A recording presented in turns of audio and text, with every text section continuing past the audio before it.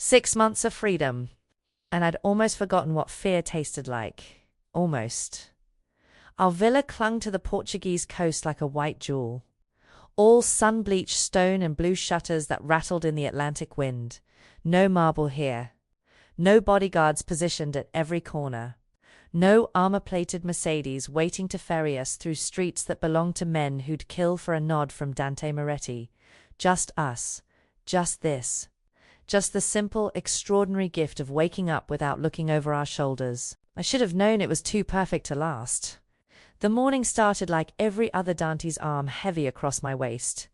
The smell of salt air drifting through open windows, sunlight painting golden stripes across our white linen sheets. I extracted myself carefully, not wanting to wake him. These past months had softened something in him, erased the permanent tension that used to live in his shoulders. He slept deeply now, without the nightmares that had plagued our first years together. I pulled on one of his old shirts and padded barefoot to the kitchen, my mind already planning breakfast. The market in town sold fresh bread that was still warm at 7 in the morning, and Dante had been teaching me to make proper espresso, teasing me in Italian when I got the grind wrong. This was the life we'd burned his kingdom to build. Ordinary, quiet, safe. The envelope on the floor stopped my heart. It lay just inside the front door, crisp white paper against terracotta tile. We didn't get mail here. No one knew this address except the lawyer who'd arranged our new identities, and he'd sworn on his life that our location was sealed tighter than a confessional. My hands shook as I picked it up. No postage. No return address. Someone had hand-delivered this. Inside was a photograph. It showed Dante and me from yesterday morning, walking through the market square. His arm around my waist, my head tipped back in laughter at something he'd said. We looked happy. We looked vulnerable. We looked like two people who'd forgotten that happiness for people like us was always borrowed. The photo was professionally shot, high resolution, taken from across the square, which meant someone had been watching, studying us, choosing their moment. Beneath the photo, a single sentence in elegant handwriting: "He can run, but you can't hide." The paper slipped from my fingers, drifting to the floor like a death sentence delivered on angel wings. "Elena?" I spun to find Dante in the doorway, sleep-rumpled and concerned. His dark hair stood in disarray, his bare chest marked with scars that told stories he'd tried to leave behind. But the moment his eyes found the envelope, everything changed. The softness evaporated. His jaw hardened. The man who'd walked away from an empire snapped back into focus, and I saw the ruthless boss beneath the peaceful facade. He crossed the space between us in 3 strides, snatching up the photo and note. I watched his face drain of color, watched his hands begin to tremble, something I'd only seen twice before. Once when I'd been in a car accident. Once when he'd confessed about Maria Castellano. "Pack a bag." His voice was steel wrapped in ice. "We leave tonight, Dante. Now Elena, whoever sent this knows where we are. They've been watching us. We have maybe hours before what?" I grabbed his arm, forcing him to look at me instead of spiraling into the tactical calculations I could see forming behind his eyes. "Who is this? Who found us?" His eyes met mine, and what I saw there made my blood run cold. Not anger. Not even fear. Guilt. "Someone I should have told you about," he whispered. "Someone who swore that if I ever left the family, he'd hunt me to the ends of the earth. For revenge." Dante's laugh was hollow, broken. Note, sorrow. For something far more dangerous than revenge. I refused to pack. Dante stood in our bedroom doorway, a duffel bag in his hands, watching me with an expression caught between frustration and fear. Outside, the morning sun climbed higher, oblivious to the way our carefully constructed peace was crumbling. "Elena, please." His voice cracked on my name. "You don't understand what he's capable of. Then help me understand." I planted myself on the edge of our bed, arms crossed. "We've run once already, Dante. We gave up everything, your empire, your family, your country, for this life. I won't abandon it again without knowing what we're running from." He dropped the bag, ran both hands through his hair in that gesture I'd learned meant he was fighting between protecting me and trusting me with truth. The morning light caught the silver that had started threading through the dark strands these past months. He looked older, tired, human in a way the ruthless mafia boss never had. Finally, he sank onto the bed beside me, his shoulders bowing under invisible weight. "His name is Luca Vitali," Dante began, his voice barely above a whisper. "We grew up together. Same neighborhood, same schools, same initiation into the family when we were too young to know what we were signing our souls away for. I took his hand, threading our fingers together.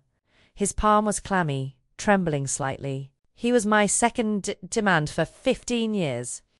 The only person I trusted completely. The only one who knew about my doubts, my plans to eventually leave." Dante's jaw clenched. "He was more than my right hand, Elena. He was my brother in every way that mattered." The past tense hung between us like smoke. "What happened?" "I betrayed him." The words tasted like poison in his mouth. 5 years ago, his younger sister Sofia fell in love with Marco Marchetti, the heir to our biggest rival family. It should have been a disaster, a Montego and Juliet tragedy waiting to happen. But they were genuine, real, and the family saw an opportunity. He stood abruptly, pacing to the window overlooking the ocean. His reflection in the glass looked haunted. A marriage between Sofia and Marco would have united the two most powerful organizations in the city. Decades of bloodshed ended, territories merged. Peace, for the first time in my lifetime. "That sounds like a good thing," I said carefully. "It would have destroyed my power base." His voice went cold, clinical, the boss making calculations instead of the man feeling regret. "Half my territory would have been absorbed into the merger. My family's legacy, my father's empire, reduced to a footnote in someone else's dynasty." My stomach dropped. I knew where this was going. "So you killed him?" The accusation came out flatter than I intended. "Marco Marchetti. I ordered it done." Dante turned to face me, and I saw tears tracking down his face. Made it look like a gang dispute. Rival faction, unsanctioned hit. Marco died 3 weeks before the wedding. Sofia found his body. I couldn't breathe, couldn't process the casual cruelty of it, murdering a man to preserve power, destroying his sister's chance at love and peace to maintain control. What happened to Sofia? "She tried to kill herself twice in the first month." His voice broke completely. "Luca had her committed to a psychiatric facility in Switzerland. She's been there ever since. Heavily medicated, barely functional. The sister he loved. The woman who was going to bring peace to our world, I turned her into a ghost. And Luca found out 2 years ago. Right before you and I left." Dante pulled something from his pocket, the envelope from this morning. I hadn't noticed him bring it into the bedroom. He confronted me the night before we fled. Told me he knew everything, that if I stayed, he'd kill me slowly, make me watch everyone I loved suffer first. He handed me the envelope. I'd only looked at the photo before, too shocked to check if there was anything else inside. There was a second page. My hands went numb as I read the typed message. "Dante, you took my sister's chance at love and left her a living corpse. Now I'm taking yours. You have 72 hours to decide. Turn yourself into the FBI and confess to every crime you've ever committed. Or I make Elena disappear. Slowly. Painfully. While you watch from whatever hole you've crawled into. Your kingdom for her freedom. Your life for hers. Choose wisely." The clock started the moment you found this letter. The paper fluttered from my hands. 72 hours. 3 days to choose between Dante's freedom and my life. "He doesn't want revenge," I whispered, finally understanding. "He wants you to feel exactly what he felt. Helpless. Watching someone you love become unreachable." Dante collapsed beside me, pulling me into his arms like I might evaporate. "I won't let him touch you," he swore into my hair. "I'll turn myself in. I'll confess everything. The FBI will give me life, but you'll be safe. There has to be another way. There isn't." His grip tightened, almost painful. "Elena, you don't know him like I do. Luca doesn't bluff. He doesn't negotiate. If I don't surrender, he'll take you, and I'll never find you." He has resources, connections. So do we.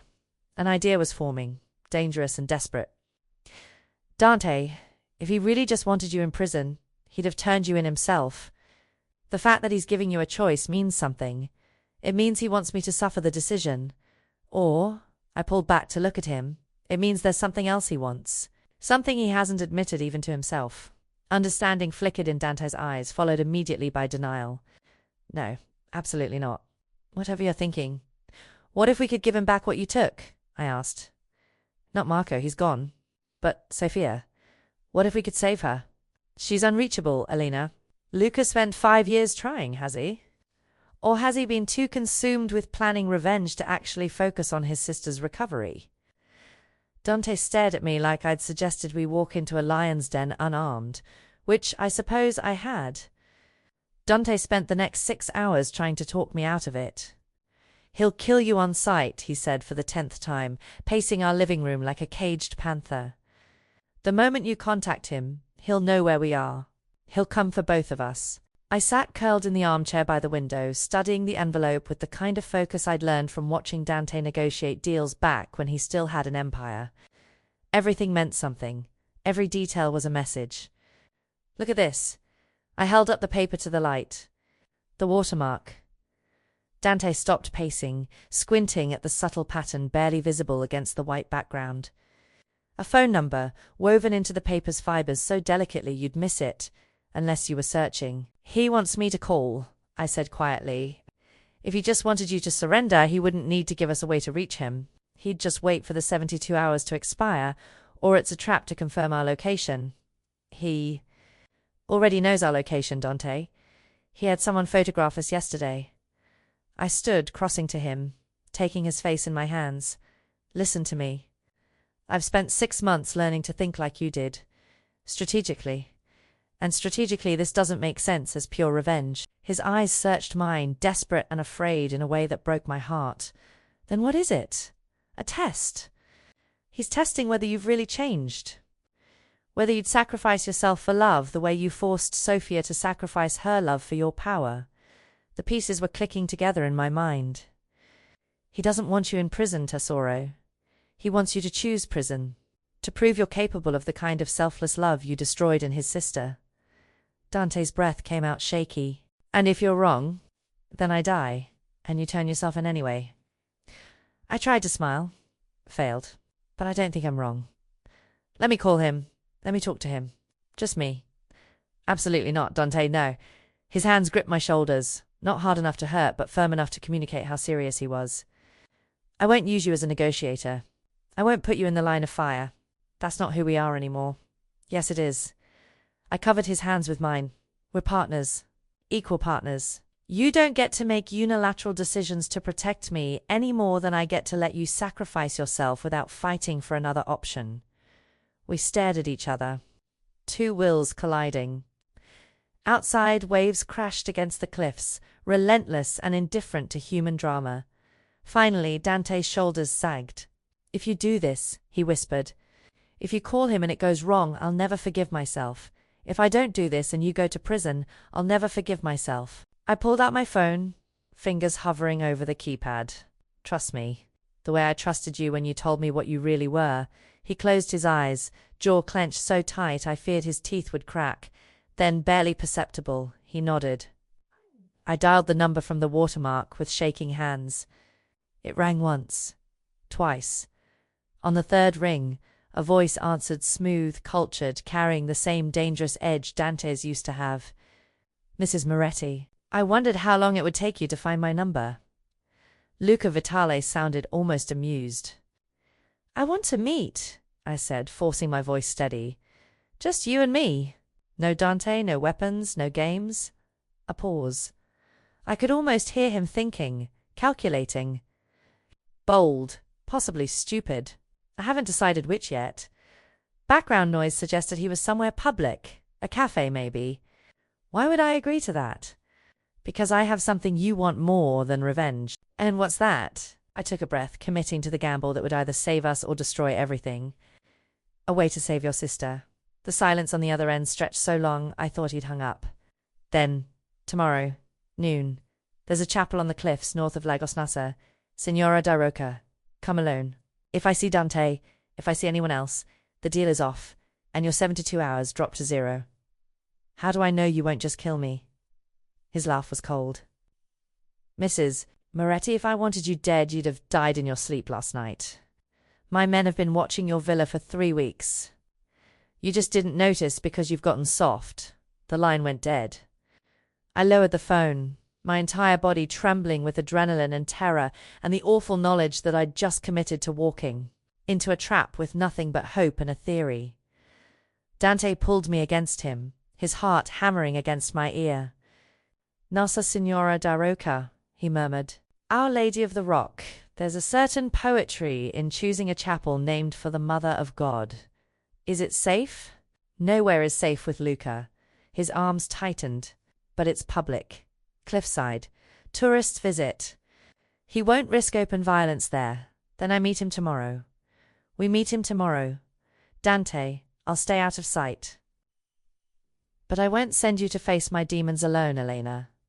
Never again. I didn't argue. Partly because I knew he wouldn't budge, partly because the thought of facing Luca Vitali completely alone made my blood turn to ice. We spent the rest of the day preparing for a meeting that could either save us or seal our graves. And somewhere in the city, Luca Vitali was preparing too. The chapel clung to the cliff like a prayer carved in stone. Nossa Senhora da Roca was smaller than I'd imagined, a whitewashed sanctuary perched above the Atlantic, surrounded by wildflowers that bent in the ocean wind. Tourists wandered the grounds, taking photos of the dramatic coastline, oblivious to the fact that a negotiation for my life was about to unfold among them. Dante had dropped me off a half-mile away, his face pale with barely controlled panic. I'll be watching from the road, he'd said, pressing a small panic button into my palm. Anything feels wrong, you press this. I don't care about his conditions. Now I stood at the chapel entrance, the panic button a small weight in my pocket, and watched a man separate himself from the scatter of tourists. Luca Vitali looked nothing like I'd expected. He was younger than Dante, early 30s maybe, with the kind of sharp-featured handsomeness that would photograph well. Expensive casual clothes, linen shirt, dark jeans, sunglasses that probably cost more than our villa's monthly rent. He could have been any wealthy European on holiday, but his eyes, when he removed the sunglasses, told a different story. They were the eyes of someone who'd stopped sleeping years ago. Mrs. Moretti. He didn't offer his hand. You're either incredibly brave or you have a death wish. Neither. I forced myself to meet his gaze without flinching. I'm just a woman trying to save the man she loves from paying for the same mistake twice. Something flickered across his face. Pain, maybe. Or recognition.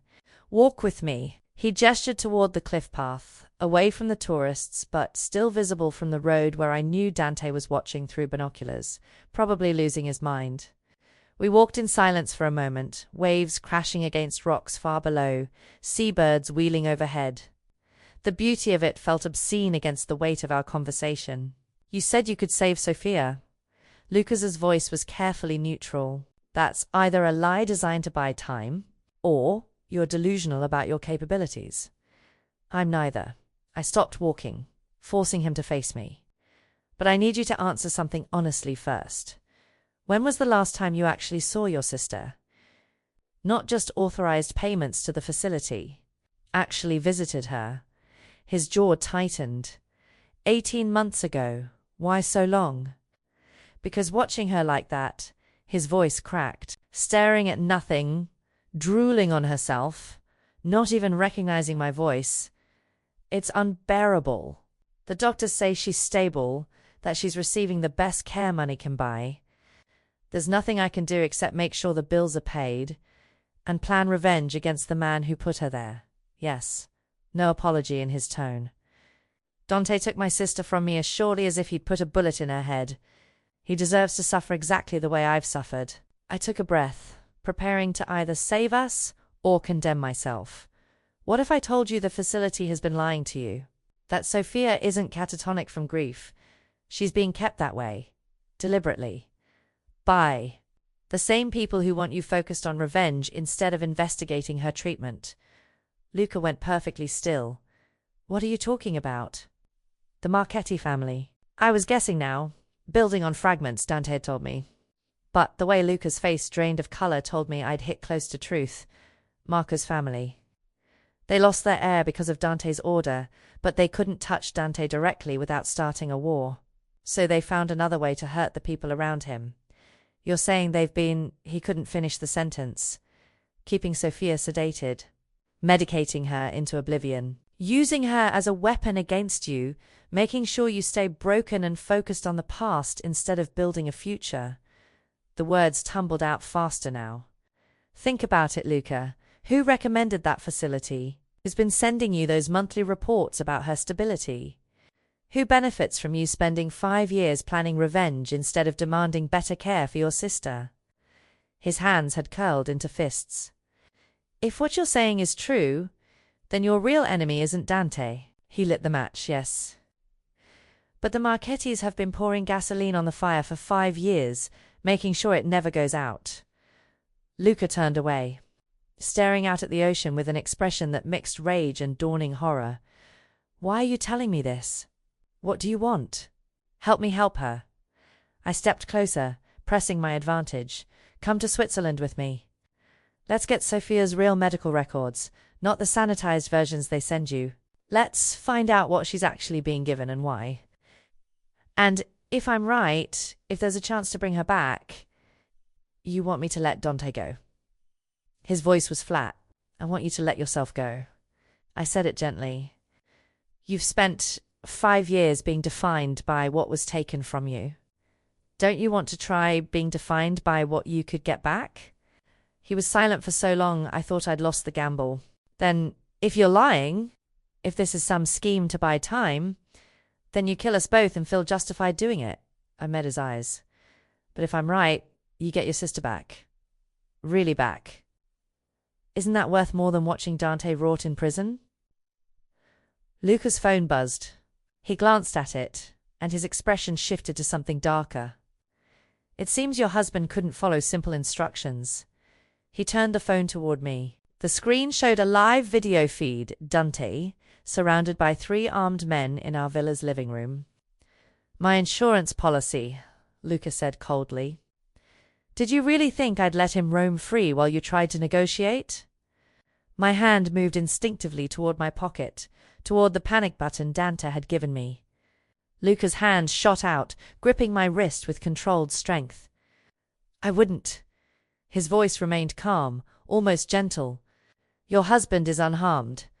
My men have orders to keep him comfortable. But if you trigger that button, if you do anything to complicate the situation, those orders change. I force myself to breathe, to think. On the phone screen, I could see Dante sitting rigidly on our sofa, 3 men positioned around him. He looked furious but unhurt. One of the men was speaking to him, though I couldn't hear the audio. You said come alone, I managed. I did.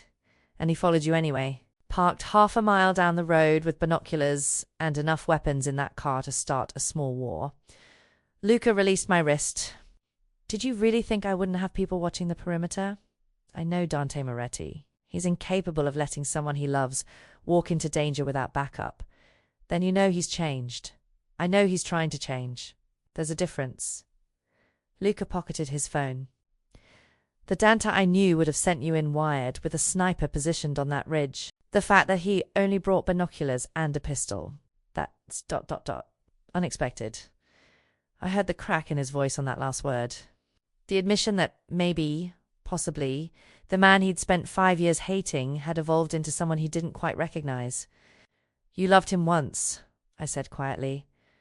Like a brother. I loved who I thought he was. Luca's expression hardened. But that was before I understood what he was willing to sacrifice for power. Before Sophia, he stopped, jaw clenching. Tell me about her. Not what Dante took from her. Who she was. He looked at me like I'd struck him. Then slowly, he pulled out his wallet and extracted a photo creased from handling, the edges soft with age. A young woman with dark curls and bright eyes, laughing at the camera, her hand tangled with a young man's. Marco Marchetti, I presumed.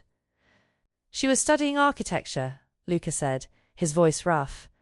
Wanted to redesign the old neighborhood, turn abandoned warehouses into community centers. She believed people like us, people born into this life, could transform it into something better instead of just perpetuating violence. She sounds remarkable. She was going to save us all. His thumb traced the edge of the photo. Sophia and Marco together. It wasn't just a romance. It was a vision for a different future. And Dante couldn't see past his own territory lines to recognize that. I let the silence settle between us, watching emotions war across his face.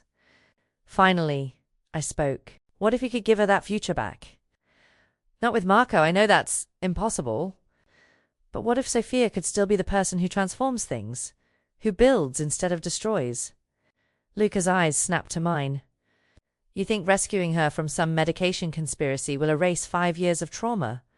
No, but it might give her a chance to heal. Really heal. Instead of being warehoused like a broken thing the Marchettis can use to control you. You keep saying that.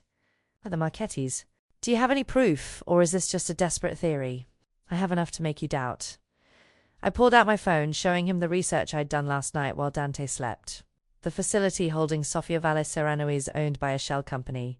That shell company is funded by a trust established 3 months after Marco's death. The trust's primary beneficiary? Luciana Marchetti. Marco's mother. I watched him process the information. Saw the moment understanding detonated behind his eyes. They've been paying to keep her there, and paying to keep her sedated. Think about it, Luca.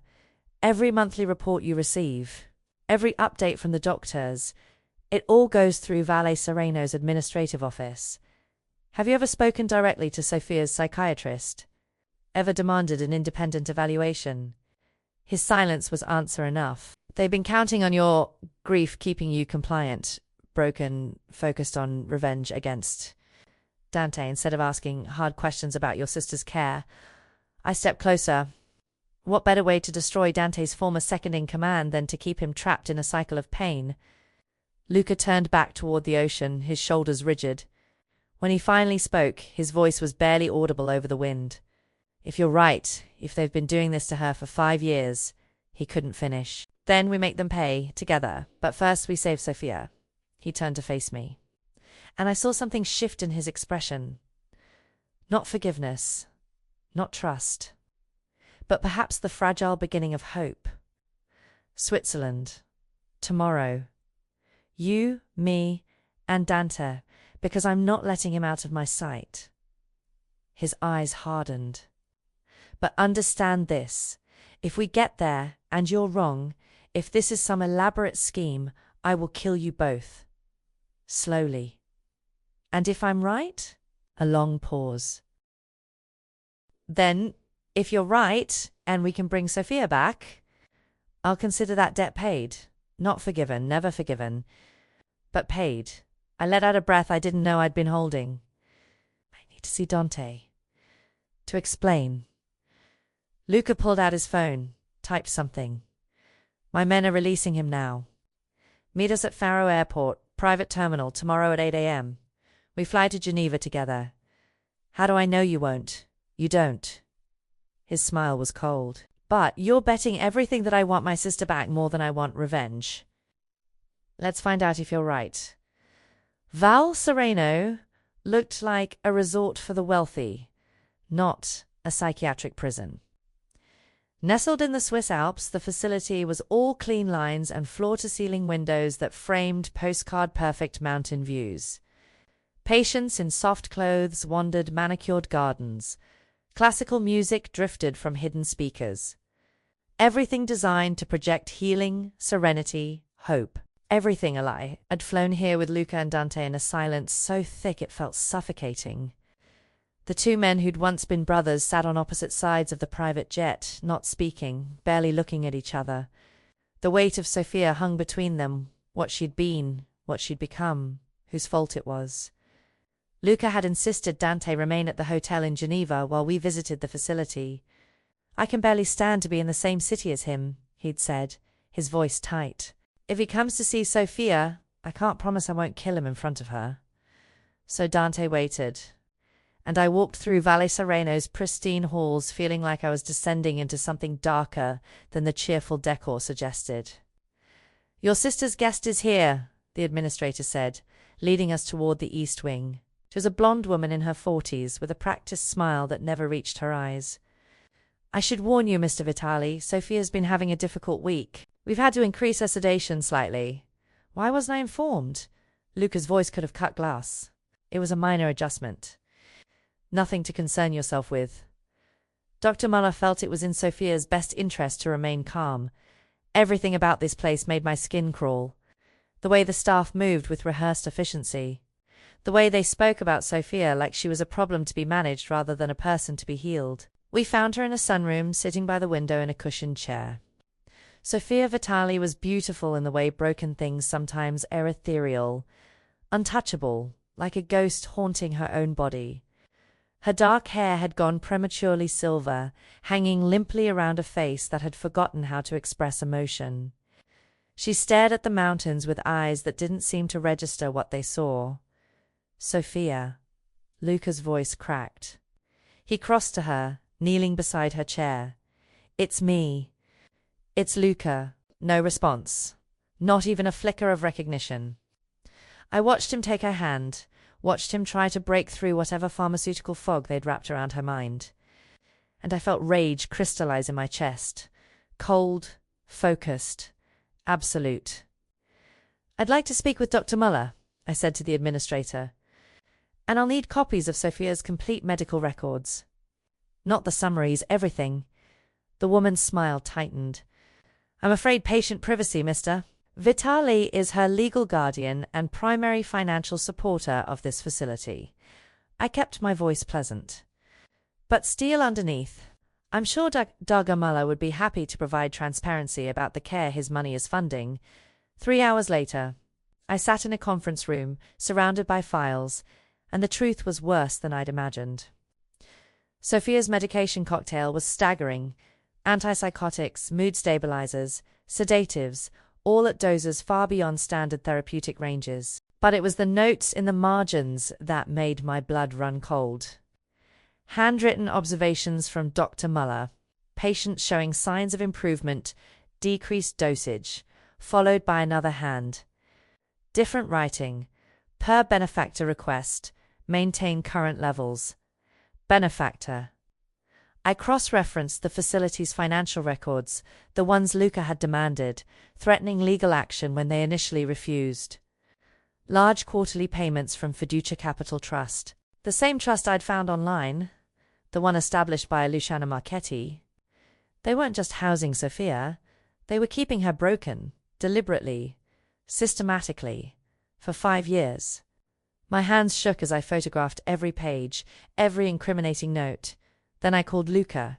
He answered on the first ring. "Tell me. You need to see this. All of it."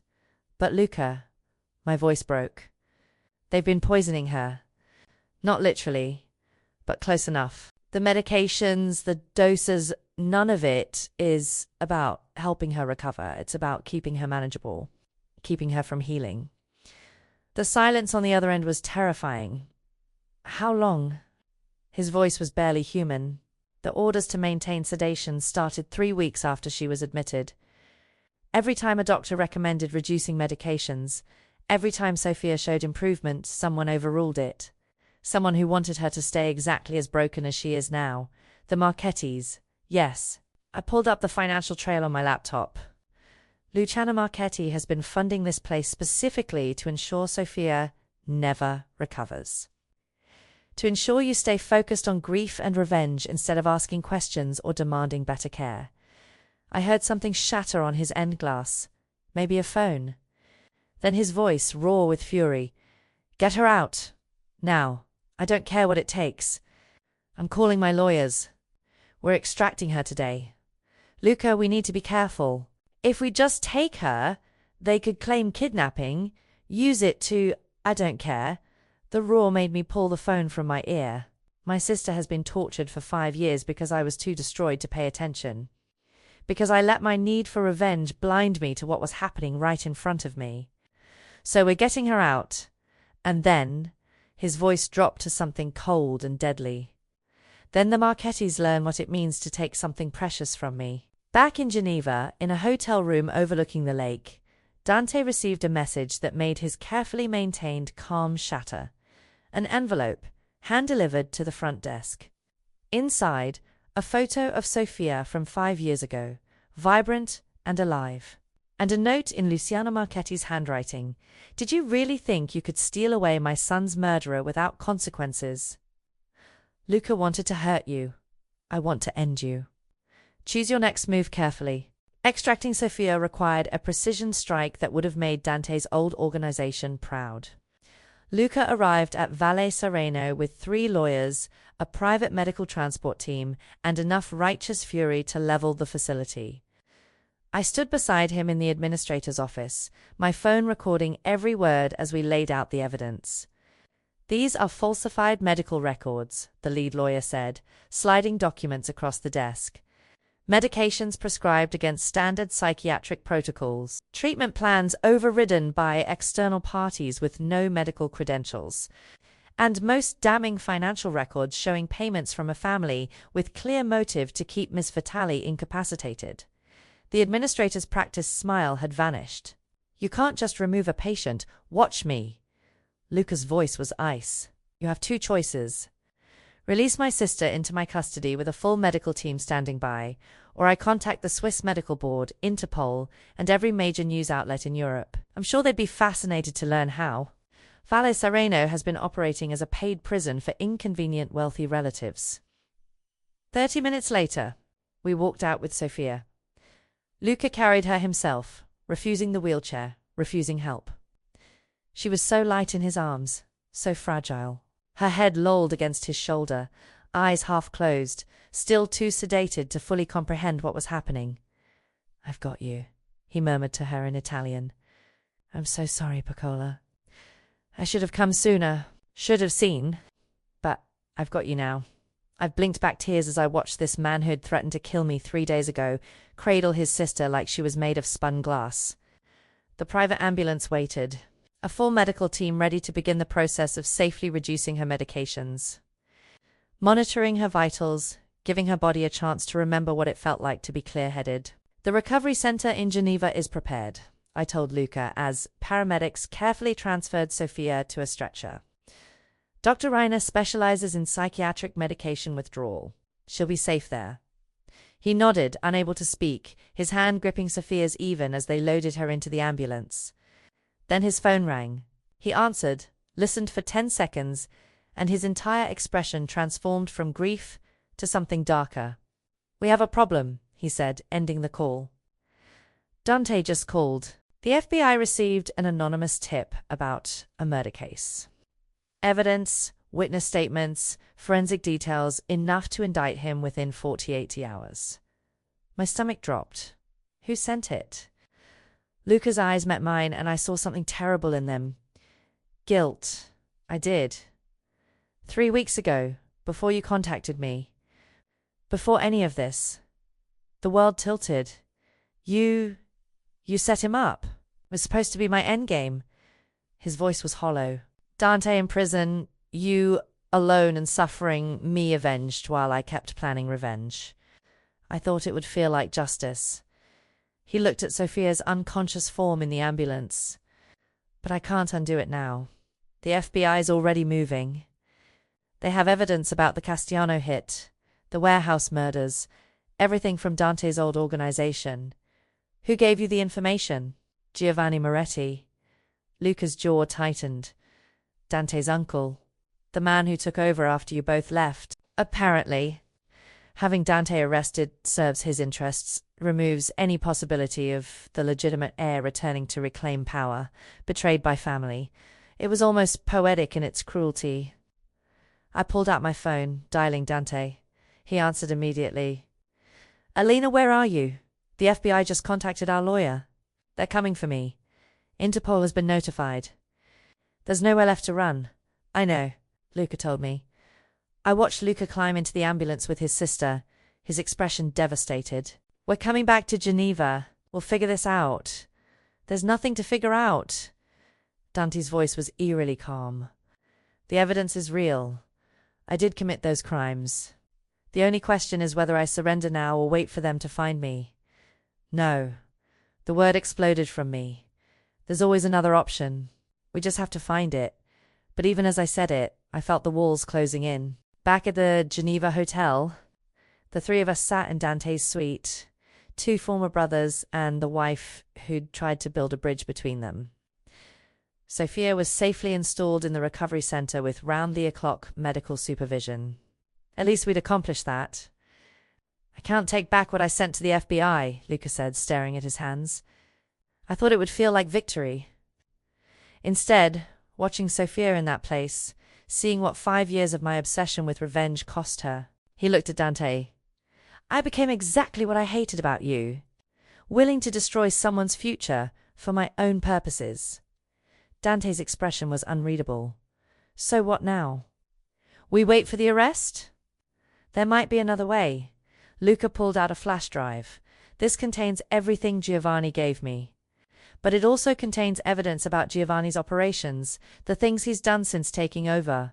Murders, trafficking, extortion. Things far worse than anything you did. Understanding dawned slowly. Terribly. You want me to trade him, Dante said quietly. Give the FBI a bigger fish. I want to give you an option other than prison or running forever. Luca's eyes were haunted. Giovanni betrayed you to protect his own empire. Why should you protect him? The question hung in the air, heavy with implications. And from the doorway, a voice neither of them expected said, Because I won't let either of you sacrifice someone else to save me. Sofia Vitali stood there, supported by a nurse, her eyes clearer than they'd been in 5 years. Awake, aware, and ready to offer a solution none of us had seen coming. Sofia Vitali shouldn't have been standing. The doctors had warned us the medication withdrawal would take weeks, that her cognition would return slowly in fragments. Yet here she was, barely 12 hours after extraction. Her silver hair pulled back, her eyes, though tired, focused, with an intensity that reminded me disturbingly of her brother. You should be resting, Luca said, already moving toward her. Dr. Rayner said, Dr. Rayner doesn't know what I've been capable of hearing for the past 6 months. Sophia's voice was hoarse from disuse, but clear. They reduced my sedation in March, some cost-cutting measure the Marchettis didn't catch in time. I've been aware, Luca, trapped in my own body, but aware. The room went silent. Dante stood frozen by the window. Luca looked like he might shatter. You've been conscious? Luca's voice broke. For 6 months. You've been listening, watching, learning exactly who was keeping me prisoner and why. Sophia's legs wavered and the nurse helped her to a chair, but her gaze never left her brother's face. I heard the nurses talking about the Marchetti payments.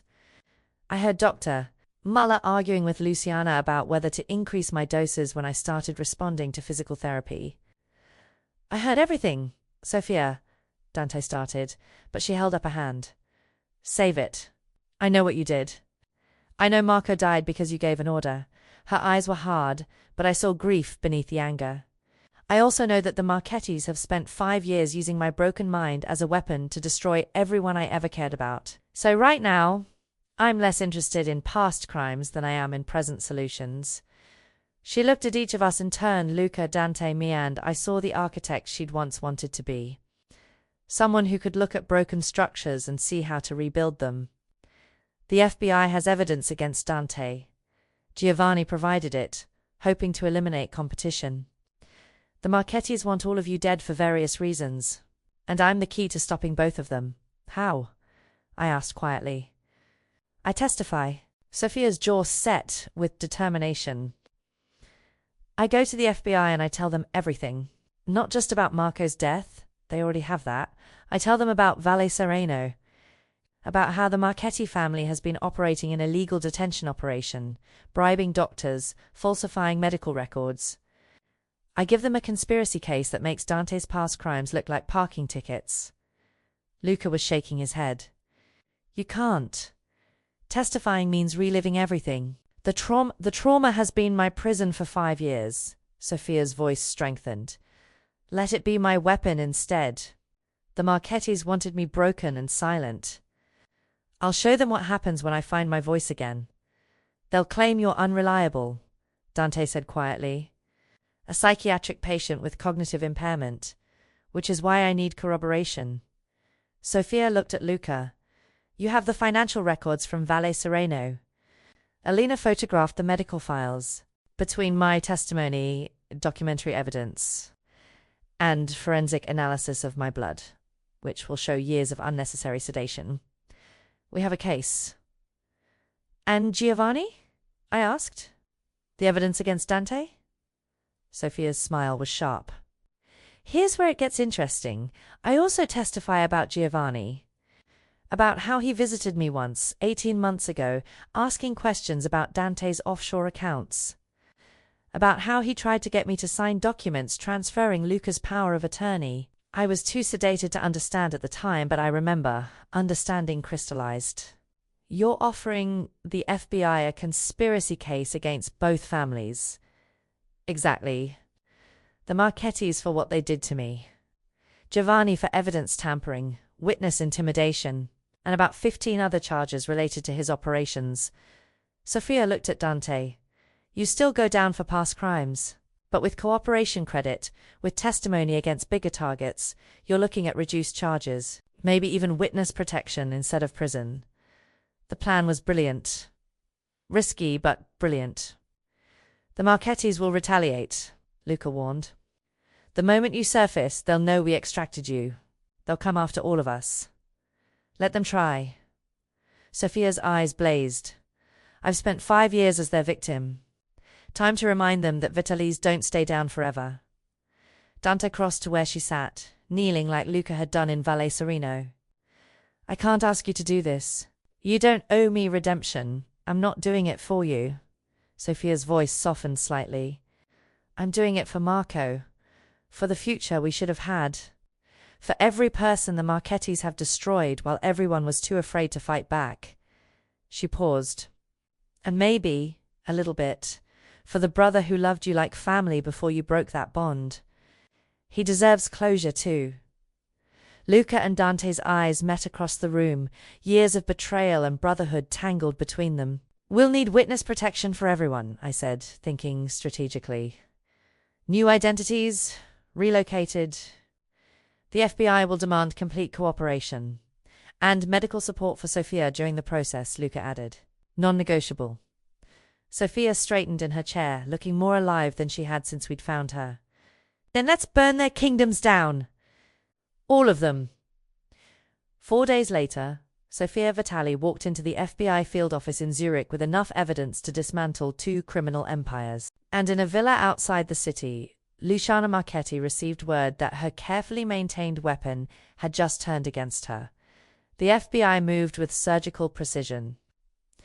Within 72 hours of Sophia's testimony, coordinated raids hit Giovanni Moretti's operations in 3 countries and the Marchetti family's assets across Europe.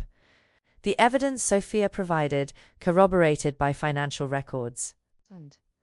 Medical files and Luca's insider knowledge was devastating. We watched it unfold from a safe house outside Bern, under federal protection. Our faces plastered across international news as witnesses in what the media was calling the largest organized crime prosecution in a decade. But victory tasted like ash. Giovanni's lawyer is claiming the evidence was obtained illegally, the federal prosecutor told us during a video call. Agent Morrison, the same detective who'd questioned Dante in the hospital a year ago, looked grimly satisfied. They're going to fight this with everything they have. Will it stick? Dante asked quietly. The Marchetti case is airtight. Valle Sereno, the medical conspiracy, witness intimidation, we have them cold. Morrison's expression hardened. Your case is more complicated. The evidence Giovanni provided is legitimate, even if his motives weren't. We still need your cooperation testimony to make the full case work, which meant Dante's fate still hung in balance. That night, I found Sophia on the safe house balcony, wrapped in blankets against the Swiss cold, staring at stars that looked nothing like the ones outside Valleserino. "How are you holding up?" I asked, settling beside her. I testified against my boyfriend's murderer and the people who spent 5 years turning me into a vegetable. Her laugh was hollow. "I've had better weeks." "You were incredible in there. The prosecutor said your testimony won't bring Marco back." She turned to face me, and I saw tears tracking down her face. That's the part nobody talks about, isn't it? Justice doesn't heal. It just ends things, closes chapters. But it doesn't give you back what you lost. I took her hand, this woman who'd been a stranger a week ago and now felt like family. "No, but it gives you a chance to write new chapters. Ones the Marchettis don't get to control. Dr. Reiner says I should be angrier." Sophia wiped her eyes. "At Dante especially. That I'm repressing justified rage. But honestly, I'm just tired. Tired of being defined by what was done to me. Tired of revenge cycles and blood debts and men destroying each other over power. So what do you want instead?" She was quiet for a long moment. "To design buildings again. To create spaces where people feel safe. Maybe ... Her voice dropped. "Maybe to honor Marco by building something good from all this destruction. A foundation. Scholarships for kids in neighborhoods like ours. Community centers instead of gang territories." It was so close to what Dante had done for Maria Castiano that my throat tightened. I think Marco would love that. I think he'd love that. I'm not letting his death define me anymore. Sophia squeezed my hand. "Thank you. For seeing me as a person instead of a weapon or a victim. For refusing to let Luca throw himself away on revenge. For being stubborn enough to save all of us." Inside, Luca and Dante sat across from each other at the kitchen table, the first time they'd been alone together since Portugal. I watched through the window as Luca slid an envelope across the table. "What is this?" Dante's voice carried through the glass.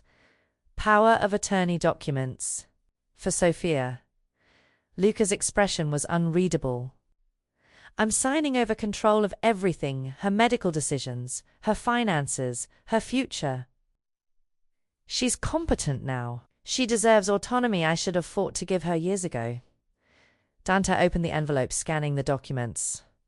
"Why show me?" "Because you need to witness my signature." "Legal requirement." Lucas's jaw tightened. "And because I want you to see me choosing differently than you did. Choosing to give up control instead of clinging to it. Choosing to trust Sophia's strength instead of treating her like something fragile to protect." The barb landed. Dante flinched but nodded. "For what it's worth," Dante said quietly, "I'm sorry. Not just for Marco, for everything that came after. For the years you lost to grief and rage. For failing to be the brother you deserved, I know." Luca signed the documents with precise strokes. "I'm not ready to forgive, may never be, but I'm ready to stop letting what you did consume me." He pushed the signed papers toward Dante. "Witness them. Then tomorrow we meet with the FBI one final time. You give them everything on Giovanni. They offer you reduced charges and witness protection. And we all try to build lives that don't revolve around destroying each other." Dante's hand trembled as he signed, his name beside Luca's. "And after, when this is over? After, we go our separate ways. You and Elena disappear into whatever new life they give you. Sophia and I rebuild somewhere far from all this." Luca stood. "But maybe, ... years from now, ... we send Christmas cards. Let each other know we survived." That breaking the cycle was worth it. It wasn't forgiveness, it wasn't redemption. But it was something better. The possibility of peace. Until Agent Morrison's phone calls shattered everything, we have a problem. Lieutenant Marchetti posted bail an hour ago. And she's disappeared. Lieutenant Marchetti came for us at dawn. Not with guns or explosions. She was smarter than that. She came with lawyers and leaked evidence to tabloids, turning our protected witness status into a media circus that threatened the entire prosecution. Photos of Sofia at Valle Sereno. Details of Dante's past crimes. A narrative carefully constructed to paint us as criminals, manipulating a sick woman for revenge. She's trying to destroy our credibility, Agent Morrison said, his jaw tight. If the defense can convince a jury that Sofia's testimony is coerced, that she's not mentally competent, the whole case collapses. I watched Sofia's face drain of color as news. Footage showed protesters outside the courthouse demanding her return to psychiatric care for her own protection. They're doing it again, she whispered, using my illness against me, making me the weapon. Luca's hand found hers. Not this time. What happened next? None of us expected. Sofia Vitali called a press conference. She stood at a podium in Zurich, flanked by Dr. Reiner and her legal team, and she spoke. Not as a victim, not as a weapon. As a woman reclaiming her own story. My name is Sofia Vitali. 5 years ago, the man I loved was murdered. In my grief, I attempted suicide and was admitted to Val Sereno for treatment. Her voice was steady, clear. What should have been healing became imprisonment. The Marchetti family, specifically Luciana Marchetti, paid to keep me sedated, to keep me from recovering, to use my broken mind as punishment against my brother. Cameras flashed. Reporters shouted questions. Sofia kept speaking. I am not coerced. I am not incompetent. I am a survivor of systematic abuse disguised as medical care, and I am testifying because no one else should endure what I did. She looked directly into the camera. Luciana Marchetti wanted me silenced. Instead, she gave me a reason to find my voice again. The footage went viral within hours. By evening, public opinion had shifted. Medical ethics boards opened investigations into Val Sereno. 3 more families came forward with similar stories of relatives warehoused and over-medicated at the Marchetti's request. Luciana's bail was revoked. The case against her strengthened to the point where her own lawyers recommended a plea deal. And in a federal courthouse 3 months later, Dante Moretti accepted reduced charges in exchange for testimony that dismantled what remained of Giovanni's operations. 5 years in minimum security, eligible for parole in 3 with good behavior. It wasn't freedom, but it wasn't the life sentence we'd feared. I can do 5 years, Dante said the night before his surrender, his forehead pressed against mine in our hotel room, knowing you're safe, knowing Sofia's free, knowing we broke the cycle. I'll be waiting. I kissed him softly. However long it takes. Build something beautiful while I'm gone, he murmured. The life we planned. I'll join you when I can. 2 years later, I stood in a vineyard in New Zealand, reading Dante's letter for the 3rd time. Early parole. Witness protection relocation approved. He'd be home in 6 weeks. Home. A cottage overlooking rolling hills, where I taught English literature at a local college and tended gardens that grew wild and free, so different from the marble penthouse that had been our first prison. Across the world, in Argentina, Luca and Sofia ran a foundation that built community centers in forgotten neighborhoods. She designed, he managed. They healed slowly, together, creating beauty from ruins. We sent Christmas cards now. Photos of ordinary lives. Proof that people born into violence could choose differently. My phone buzzed. A text from an unknown number. Dante's latest burner phone. 6 weeks is too long. I love you. Every day, I love you more. I smiled, typing back. Then come home. We have a kingdom to build. Just a different kind. The kind without marble or blood. The kind built on gardens and second chances and love that survived when everything else burned.